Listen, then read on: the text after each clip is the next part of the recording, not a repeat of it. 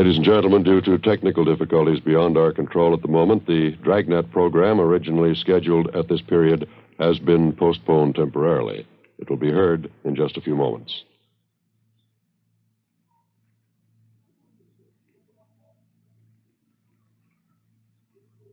Partners at Jake. The boss is Captain Steve. My name is Friday.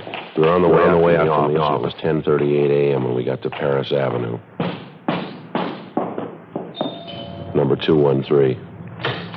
Yes? How do you do, Miss Wagner? Police officers, I'm Sergeant Jacobs. This is my partner, Sergeant Friday. Oh, yes, Sergeant. I've been expecting you. Would you come in, please? Thank you very much. Thank you. Hope you'll excuse the way the house looks, officers. Right in the middle of packing, getting ready to move. I understand. Try not to keep you, Miss Wagner. So much to do, making arrangements for Dorothy's funeral, the undertaker. Then all this moving business on top of it. I couldn't bear to stay here any longer, though. Yes, ma'am, we understand. We'll make it as brief as we can. I'd like to have you tell us about this trouble that your sister had, as much as you know about it, I mean. Plain out-and-out murder, in my opinion. Might just as well have taken a gun and killed her, no difference. You knew all about the relationship between your sister Dorothy and this man Reynolds, is that correct? Yes, right from the beginning. I was there when they met. Would you mind if I went ahead packing these few things here? My sister's things. I'd like to finish up before I leave. Have an appointment at noon, the mortuary. Surely, go right ahead. A few books, knickknacks, personal things of Dorothy's. Foolish woman. I gave her credit for more sense. Now, about this man Reynolds, Miss Wagner. I saw through him right from the start. I tried to tell Dorothy. He was a fortune hunter, money hungry. Of course, she wouldn't listen. She always knew better. Charles R. Reynolds. Is that the name you knew him by, ma'am? Yes, that's right. Dorothy and I met him one Sunday night in the hotel dining room. Two of us always had dinner at the hotel Sunday nights, every Sunday. That's the hotel out on Wilshire you told us about? That's correct. It'll be exactly a month this coming Sunday. He came up to our table and introduced himself, claimed he knew my father when he was alive. Dad owned some big packing plants in the East. He died 9 years ago, left the estate to Dorothy and me. I see. Would you have anything to add to the description that you gave us on Reynolds, Miss Wagner? I mean, can you think of anything unusual about him at all? Scars, peculiar mannerisms, anything like that? No, nothing special. Dressed well, as I say, apparently cultured, well-traveled. Mm-hmm. He was handsome enough, attractive. I knew he was only after our money, though, playing up to Dorothy that way, kissing her hand, taking her out all the time. Probably would have tried the same thing with me. It's lucky I knew better. How did you go after the first meeting with him, Miss Wagner? Did you start dating your sister Dorothy right away? Yes, the next night. Called here at our home and asked Dorothy to the theater. I think he was going to ask me, but he was too smart for that. I knew him for what he was. Imagine that. Poems Dorothy wrote in high school. Love poems. Silly. She never did get it out of her head. You and your sister lived alone here in the house, did you, ma'am? Yes, Dorothy and I and the maid. I don't want to stay here after what's happened, though. I'm going to my cousin's in Vermont. Never want to see this place again. Yes, ma'am, I can understand. How soon after you met Reynolds did he marry your sister? A little over 2 weeks. He'd been seeing her almost every night, taking her out dancing to the theaters, big dinners, bringing her home late. They'd sit here in the living room. I could hear them from my bedroom upstairs laughing, him telling her how beautiful she was. 42-year-old woman, imagine that. You're about the same age your sister was? Just about. A little older. People always took us for twins, though. Here's a snapshot of me taken in my 20s. The boy with me there, he wanted to marry me. My money, of course, that's all he wanted. Too bad. Dorothy never seemed to realize that about men. Girls from wealthy families, they have to be careful. We understand Reynolds took your sister out of town to be married, is that right? Yes, Las Vegas. Reynolds had told her his bank funds were tied up temporarily in a Canadian bank. He wrote Dorothy a check for $10,000, and she gave him her check for the same amount. He said he wanted to book reservations for a round-the-world trip for both of them. I see. The same day Dorothy gave him the check, he cashed it. The bank called her about it, and she said it was perfectly all right. An hour after he cashed it, Reynolds disappeared. No trace of him. Of course, his check's worthless. We found that out. Mm-hmm. And you figure that's the only reason your sister took her own life? There's no other reason. Wasn't the money so much. Dorothy has her share of the estate.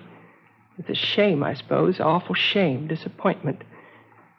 She should have known better, a woman her age. Had your sister ever been married before, Miss Wagner? Yes, when she was 18. Ran off to Chicago and married a young fellow. She claimed she loved him, too.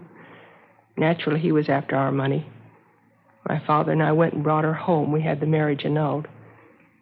It was that way all her life. 6 men. They brought Dorothy nothing but misery. And this was the last, this Charles Reynolds. How about his background, ma'am, his business connections? He ever mention any of that to you or your sister? Claimed he had interests all over. South America, Australia. Seemed to have plenty of money. Guess his kind always has. Do you think you'll find him? We're going to try, Miss Wagner. Dorothy went upstairs to her bedroom and stayed there. She looked so strange. She took out some pressed flowers from a book. Some boy had given them to her once years ago. Don't know who. She just sat on the edge of her bed and stared at them, old pressed flowers. Next morning, the maid came upstairs, and Dorothy was lying on the floor. Empty bottle of pills next to her. Awful disgrace. Never happened before in our family. Mm-hmm. If you don't mind, Miss Wagner, we'd like to get as many particulars about this man Reynolds as you can remember. There. That's the last. I don't know what else to tell you, officer. All I know is I was young when Dorothy was young. I could have had a man if I wanted. But I didn't run off when I was 18 to marry a boy. I knew my duty. It wasn't proper. It wasn't a love. I didn't run off as a middle-aged woman to marry a fortune hunter either. What made her do it? I wouldn't know, ma'am. She was your sister. What kind of a man was he? What kind of a mind? Making love, kissing her, just to take her money. Imagine. Selling somebody with a kiss. Well, it's not the first time, ma'am. Is that so? Look it up. You'll find it in the Bible.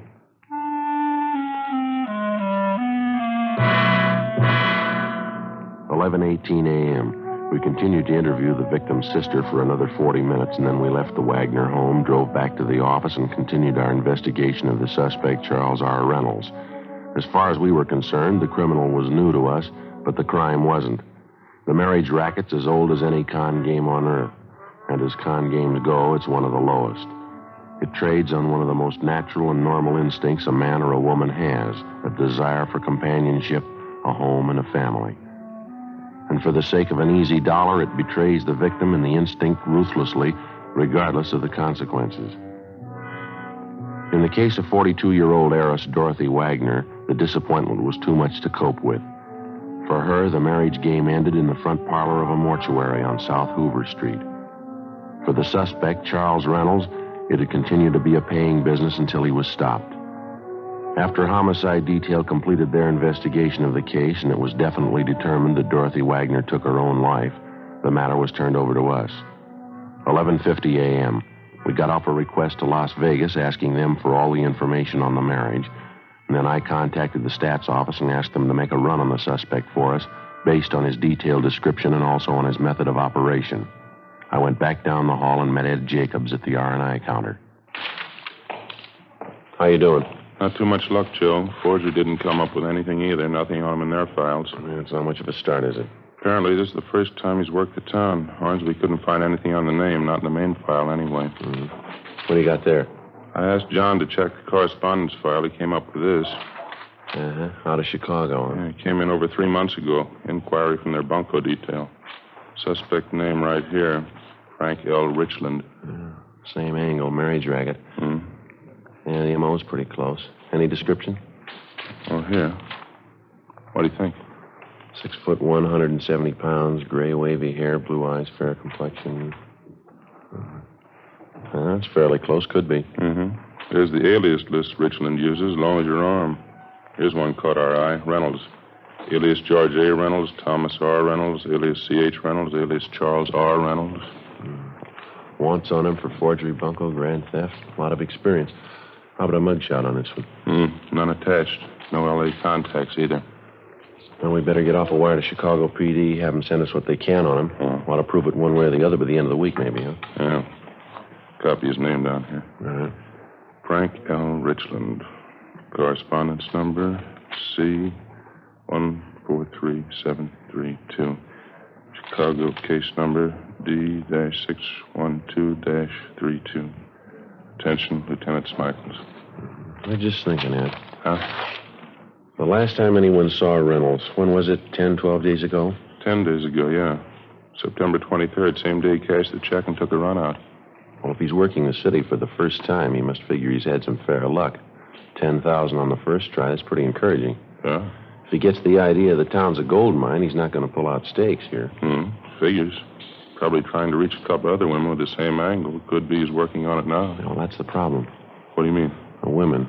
Say he's been romancing 3 or 4 of them around town. He's got them all primed. Huh? How are you going to warn a woman about a thief before her purse is gone? After getting off a wire to Chicago regarding the suspect, which was in addition to the broadcast and the APB we'd gotten out on him, Ed Jacobs and I continued checking out the various contacts that he'd made in the city. We checked stores where he shopped, banks where he allegedly did business, restaurants and hotels which he reportedly patronized. It took 3 days of dull, steady legwork. You can say it much faster than you can do it. All of the bank references, without exception, were falsified. Where he made purchases, it was strictly cash dealing. The same for the restaurants he'd frequented. Besides meager descriptions of the man, the restaurant employees weren't able to help us much.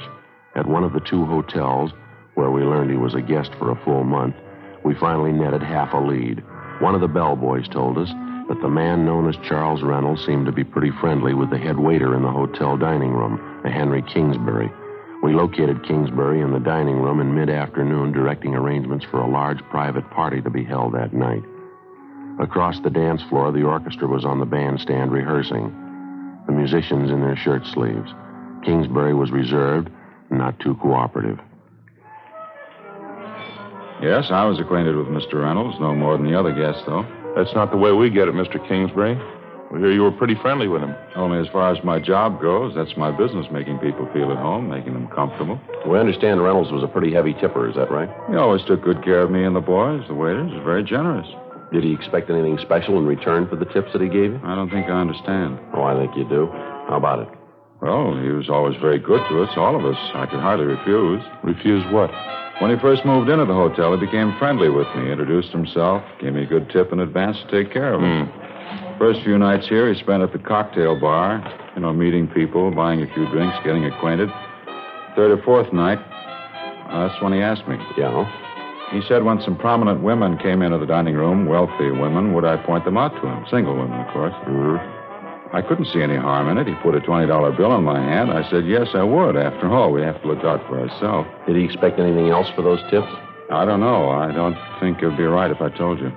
You know, while we're here, Mr. Kingsbury, we leveled with you. We expect you to do the same with us. Well, there was the 2 Wagner sisters. They came here every Sunday night for dinner, regular routine for them. Yeah? Mr. Reynolds was at the bar. He asked who they were, and I told him. He seemed impressed. He asked me to help with an introduction to them, and I did. Next afternoon, he came to me again. He said he was taking one of the Wagner sisters to dinner that night. It was important to him. He gave me another big tip, said he wanted us to roll out the red carpet for him that night. What'd that consist of? Well, special consideration, the best treatment in the house, I was to act as if I'd known him for years. Well, it was a good tip. I did what he asked. As I say, we have to look out for ourselves. This happened more than once, did it? 2 or 3 times, yeah. Miss Wagner, Dorothy Wagner, she seemed impressed. At the time, I didn't think anything was wrong with it. You actually didn't know Reynolds, is that right? You'd never seen him before. Well, I suppose, yes. I only found out later, though, reading the papers. I mean, what really happened. I didn't know what he was at the time. You couldn't see what Reynolds was up to? You didn't know what he was doing? No, naturally not. He was a good tipper. That's all I know. It was the money. We have to look out for ourselves. Yeah. I felt sorry about Miss Wagner. I went to the funeral. They couldn't say I'm to blame, could they? What happened? I mean, it's not on my conscience. You wouldn't say so, would you? She's dead, mister. You figure it. Thursday, October 13th. The investigation continued. Still no sign of the suspect. We got an answer from Las Vegas and also from the Chicago PD's bunco detail on our inquiries. They enclosed mugshots and fingerprint classification of the suspect, Frank Richland, alias Charles R. Reynolds. The pictures were shown to witnesses and acquaintances who'd known the suspect, and they definitely established Frank Richland and Charles Reynolds as one and the same person. We got out a supplementary APB containing the latest information on the suspect. Saturday, October 15th, we got our second complaint on the marriage bunco artist. This time from the proprietress of a small chain of lunch counters in the San Pedro area, a Miss Hagar Lindstrom. Ed and I drove down to the harbor area where we interviewed her at one of her lunch counters. She identified Richland's mugshot. Her story of the marriage swindle matched closely with that of the previous victim, Dorothy Wagner. Yeah, he was a fine gentleman, Mr. Jan Richland. I don't know what happened. I don't know what to say. He told you he was from England, Miss Lindstrom, is that right? Yeah, he talked like Englishman. He could speak good English, like from London or someplace. Says he builds boats, big ones. I beg your pardon, ma'am? Big boats. Oh, yes. He told me that's his business. He said he had lots of money. We would sail around the world on a honeymoon. Maybe he will come back still. I hope so. I wouldn't count on that, Miss Lindstrom. Would you tell us this, please? How'd you happen to meet this man, Richland? At the hotel up the street, the big hotel. I can show it to you. The one on Jackson Street. Yes, ma'am. They seem to know he was a rich man. Nice clothes he wore. He spent money a lot. When we got married, we spent lots of money. Where were you married, ma'am? We went down to Mexico. One weekend we went down there and we got married. It was romantic. Very nice. Even Lars liked it. Who's that, ma'am? Lars. That's him down the counter there. Lars, my brother. Oh, well, your brother went along with you when you got married, is that right? Lars and I go every place together. I don't do anything without Lars. Mr. Richland was nice about it. He didn't seem to mind Lars. Just a minute, they call him. Lars? Huh? Lars? Lars and I run the business together. The soda fountains we have. It's a long time. We have work at it. Hard work. Yes, ma'am, I guess so. We make good living. Not easy, though. That's why it was so bad. Mr. Richland. $3,000 he took. Yeah, Hagar? These are the police, Lars. They want to know about Mr. Richland. How do you do? How are you, sir? Yeah, he was no good. When they find him, they hit him. Now, the $3,000 he got from you, ma'am, how did that work? I mean, did you give him the money, lend it to him? Just what was it? When we came back from Mexico from being married, Mr. Richland and me and Lars, he said he was waiting for money from his bank in New York. Mr. Richland said that. He wrote me a check for $3,000. I gave him our check for $3,000. Even Lars thought it was all right. Didn't you, Lars? Yeah, he was crazy. His check was no good. He beat him up, he punched him good. That's quite a bit of money, Miss Lindstrom. What kind of a story did he give you? He would buy the tickets for a honeymoon trip. That's what he said. A long trip together. Romantic. Mr. Richland and me and Lars.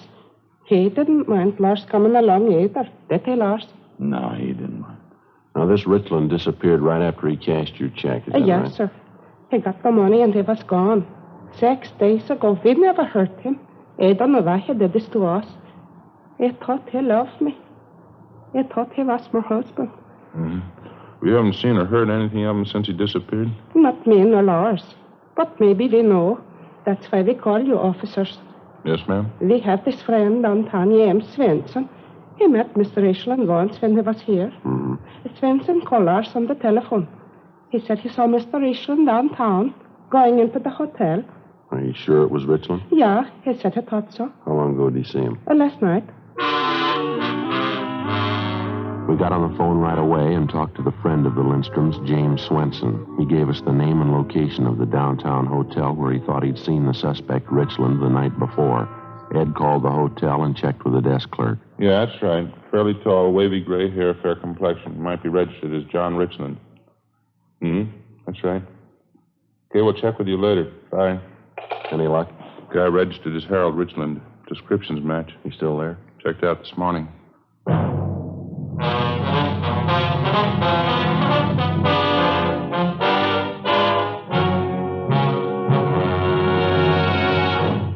You are listening to Dragnet, authentic stories of your police force in action. Compare Fatima with any other king-size cigarette. 1. Fatima's length filters the smoke 85 millimeters for your protection. 2. Fatima's length cools the smoke for your protection. 3. Fatima's length gives you those extra puffs, 21% longer than standard cigarette size. And in Fatima, you get an extra mild and soothing smoke, plus the added protection of Fatima quality. To show our confidence in Fatima, We make this money-back guarantee to every king-size cigarette smoker. Buy a pack of Fatimas. Enjoy Fatima quality, extra mildness, and superbly blended tobaccos. If you're not convinced Fatima is better than the king-size cigarette you're now smoking, just return the pack in the unsmoked Fatimas before August 1st, 1952, and we'll give you your money back plus postage.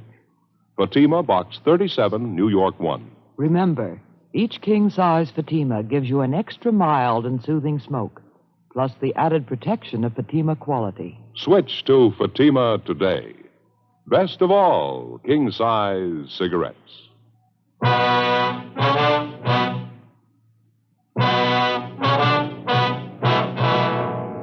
Saturday, October 15th, 2:30 p.m. Ed Jacobs and I drove back downtown to the hotel where the bunco suspect, Richland, supposedly had been staying. The desk clerk definitely identified his mugshot and told us that the man registered as Harold Richland had checked out a few minutes before 9 a.m. that morning. No forwarding address. We examined the room he'd been staying in, talked to the residents and the employees of the hotel, but we failed to come up with a single lead as to the suspect's whereabouts. During the week that followed, we received 3 different kickbacks on the all points we'd gotten out on Richland. We checked each one of them out, but they failed to materialize into anything. We stayed on it. October 19th, Wednesday, 7:50 a.m.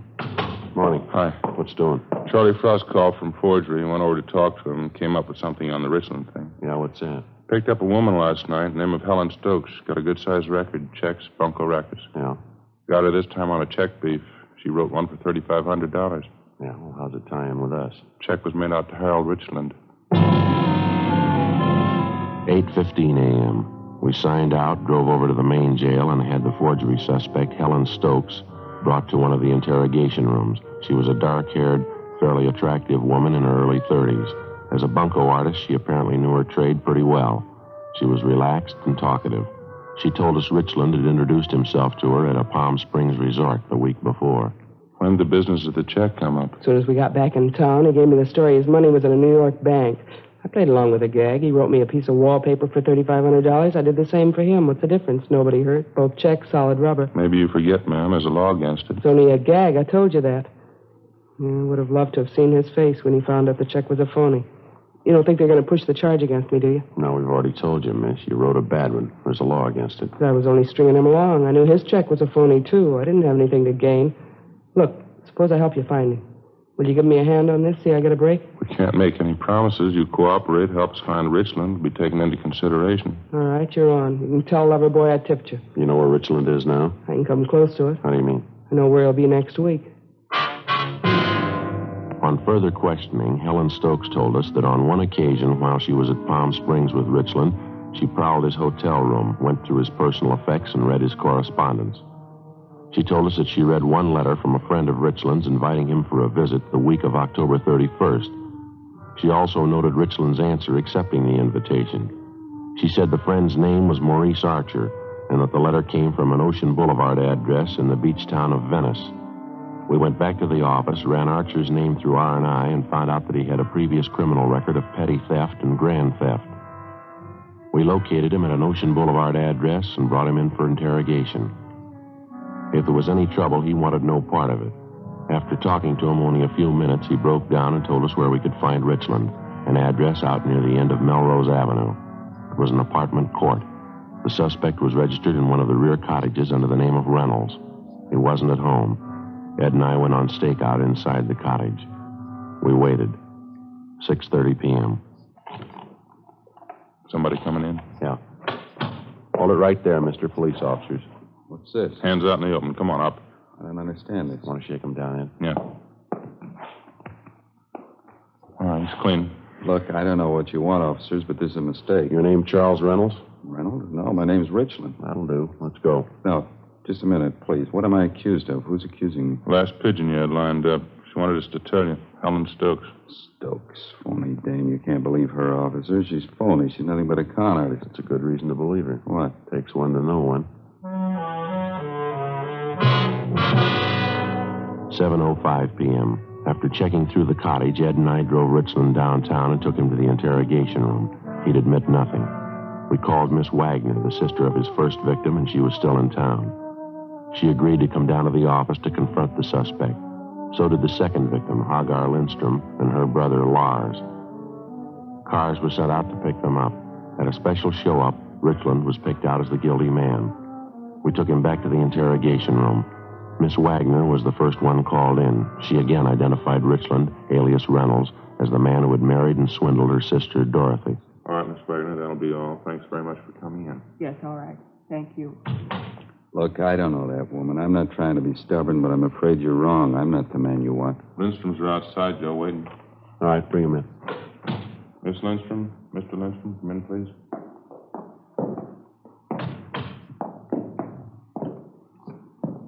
Miss Lindstrom? Mr. Lindstrom? Yeah, it's him. Yeah. I don't know you. I've never seen you before. You married me, John. You wanted to be my husband, you said that. Why did you want to hurt me? Sorry, I don't know her. You said for you and me and Lars to go on the boat, honeymoon around the world. You and me and Lars, you said all those things. Why did you want to hurt us? No, why? Is that enough for you? I don't know what they're talking about. He bait you up. Now, take it easy, Mr. Lindstrom. Lars. Lies. He said we all go around the world, honeymoon. All right. Get him out of here, huh? Okay, Mr. Lindstrom, thanks. It's no good, Lars. Come. Yeah, thief. Out this way, please. Yeah, find him, hit him. Thank you very much. Yeah, Both yeah. of you. All right. All right, Richland, you ready to give us a statement? All right, I'll tell you. You can't blame me for that one, though. You wouldn't have gone through with that deal yourself. Nobody would have. What's wrong? Nice-looking girl. Sure, I don't mean that. What do you mean? That big clown, her brother Lars. Yeah? How'd you like to take that along on a honeymoon?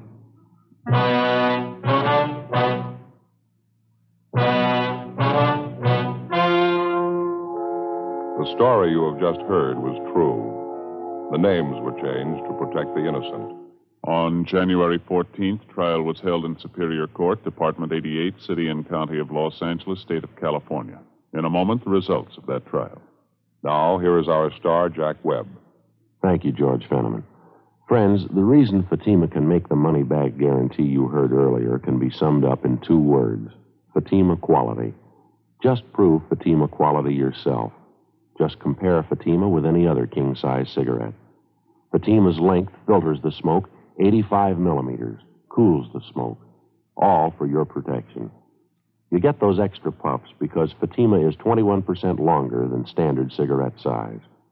And Fatima gives you an extra mild and soothing smoke, plus the added protection of Fatima quality. Prove it today. Buy Fatima.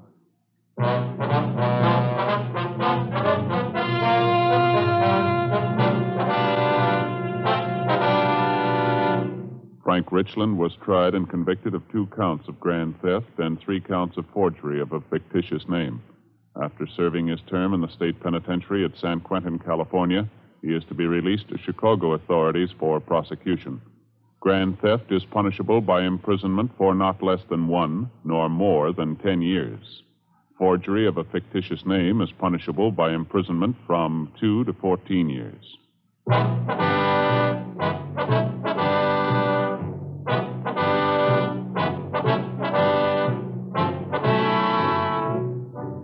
You have just heard Dragnet, a series of authentic cases from official files. Technical advice comes from the Office of Chief of Police W.H. Parker, Los Angeles Police Department. Heard tonight were Barney Phillips and Virginia Gregg. Script by Jim Moser. Music by Walter Schumann. Hal Gibney speaking. Fatima Cigarettes, best of all king-size cigarettes, has brought you Dragnet, transcribed from Los Angeles. February 18th, hear the Gala City Service Silver Radio Jubilee on NBC.